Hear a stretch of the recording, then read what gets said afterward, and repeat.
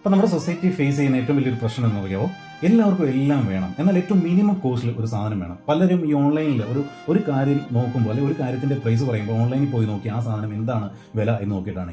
അവരറിയുന്നില്ല ഈ ചൈനയിലും അല്ലെങ്കിൽ അവിടെയൊക്കെ പോയിട്ട് ബൾക്കായിട്ട് ഉണ്ടാക്കുന്ന ഇതും കഷ്ടപ്പെട്ട് ഉറക്കം വിളിച്ച് ഒരുപാട് ദിവസങ്ങൾ അവർ ഉണ്ടും ഉറങ്ങി നടക്കുമ്പോൾ നമ്മൾ ഒരുപാട് ദിവസങ്ങൾ കഷ്ടപ്പെട്ട് അതിൻ്റെ ഒരു എഫേർട്ട് എടുത്തിട്ട് ചെയ്യുന്ന ഒരു കാര്യത്തിനും ഒരേ വില ഇടുമ്പോൾ ഭയങ്കര സങ്കടമുണ്ട്.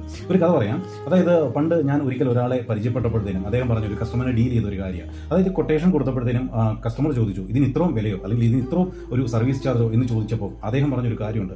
സർ, ഞാൻ സാറിന് ഇന്ന് സാർ എന്നെ നന്നായിട്ട് നോക്കിയില്ല എന്നുണ്ടെങ്കിൽ ഞാൻ നാളെ ഇത് പൊട്ടിപ്പോയിട്ട് ഞാൻ നാളെ വല്ല മീൻ കച്ചവടം തുടങ്ങും.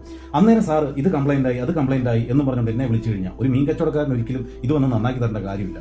അപ്പോൾ അത് പൊട്ടാതിരിക്കണമെങ്കിൽ, പൊട്ടിപ്പോയാൽ ഞാൻ തീർച്ചയായിട്ടും ഞാൻ വേറെ എന്തെങ്കിലും കച്ചവടത്തിന് പോകും. പക്ഷെ പൊട്ടാതിരിക്കാൻ നോക്കേണ്ടത് സാറ് കൂടെ കൂടിയാണ്. അത് തന്നെയാണ് നമുക്ക് പറയാനുള്ളത്. ഒരു കസ്റ്റമർ തന്നെ വിചാരിക്കണം, അദ്ദേഹം സർവൈവ് ചെയ്യണം എന്നുള്ള ആ ഒരു അപ്രോച്ച്